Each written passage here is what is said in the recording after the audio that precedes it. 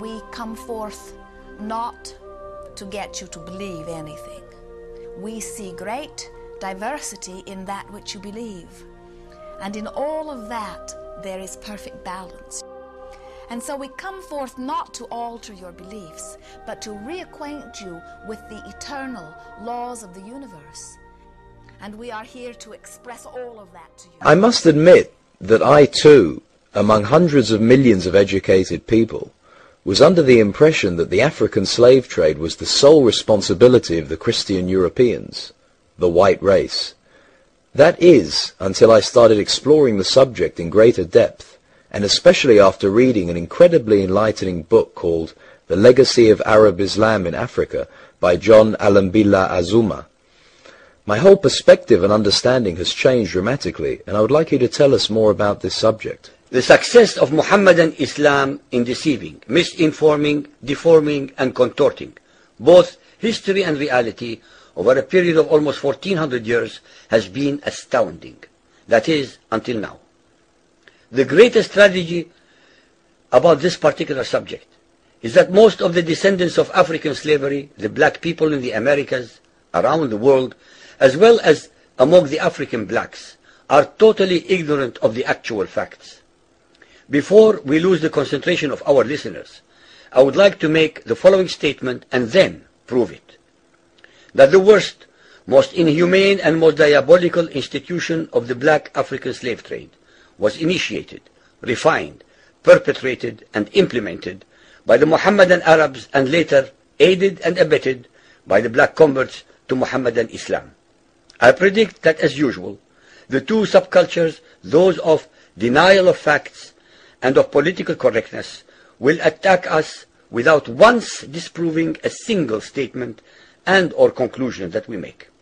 Slavery was not created by the white races, because it has existed throughout human history and practiced by every tribe, culture, civilization, racial group, and religion. In fact, the very word slavery has its root in the name Slav, based upon the Slavic peoples of Europe. It is not common knowledge that the Arabic word abd is synonymous with the meaning of slave. For example, Abdullah means literally the slave of Allah, and that in the language of the Arabs, all black peoples are called abid, plural, for slaves. While much has been written concerning the transatlantic slave trade, surprisingly little attention has been paid to the Islamic slave trade across the Sahara, the Red Sea, and the Indian Ocean. While the European involvement in the African transatlantic slave trade to the Americas lasted for just over 3 centuries, the Arab involvement in the African slave trade has lasted 14 centuries, and in some parts of the Mohammedan world is still continuing to this day. The birth of Mohammedan Islam and its conquests brought about the birth of institutionalized, systematized, and religiously sanctioned slave trade on a massive and global scale. In fact, the Quran allows the taking of slaves as booty or reward for wars of aggression against any and all unbelievers, most of the human population. This has led to an enormous number of so-called holy wars, jihad in Arabic. There was and is absolutely nothing holy about these wars, which are primarily to plunder, slaughter, rape, subjugate, and rob other human beings of their wealth, produce, freedom, and dignity. Mohammedan Muslim states and tribes attacked other non-Muslim groups to achieve these objectives.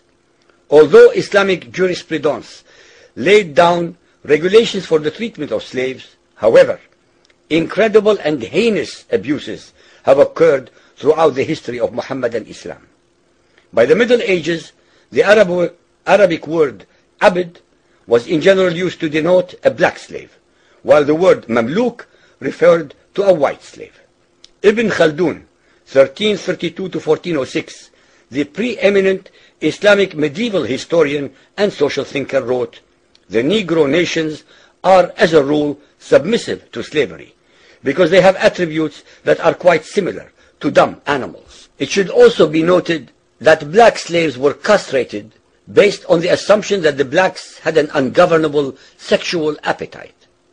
When the Fatimid Caliphate came to power in Egypt, they slaughtered all the tens of thousands of black military slaves and raised an entirely new slave army. Some of these slaves were conscripted into the army at age 10. From Persia to Egypt to Morocco, slave armies from 30,000 to up to 250,000 became commonplace.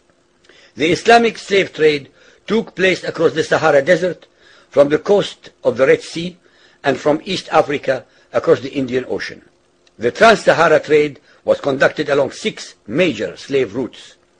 Just in the 19th century, for which we have more accurate records, 1.2 million slaves were brought across the Sahara into the Middle East, as well as a further 450,000 down the Red Sea and 442,000 from the East African coastal ports.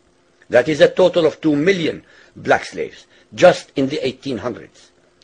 A comparison of the Islamic slave trade to the American slave trade reveals some extremely interesting contrasts. While 2 out of every 3 slaves shipped across the Atlantic were men, the proportions were reversed in the Islamic slave trade.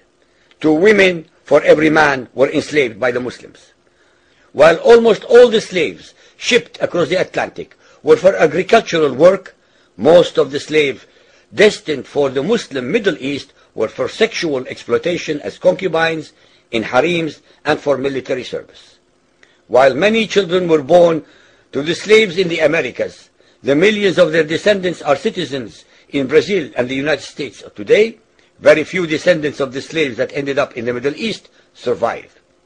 While most slaves who went to the Americas could marry and have families, most of the male slaves destined for the Middle East were castrated, and most of the children born to the women were killed at birth. What is obscene about this whole subject is the Mohammedan, Muslim, and Arab culture of denial regarding their complicity in the African slave trade, as well as the ignorance of black Muslims about the reality of their past and present conditions.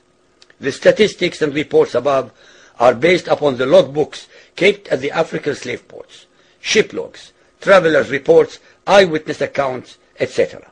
Ladies and gentlemen, the facts and reality of Mohammedan Islam's complicity in the slave trade and their inhuman depravity are infinitely more devastating, more staggering, and more incomprehensible than all the nightmare fictions in the world.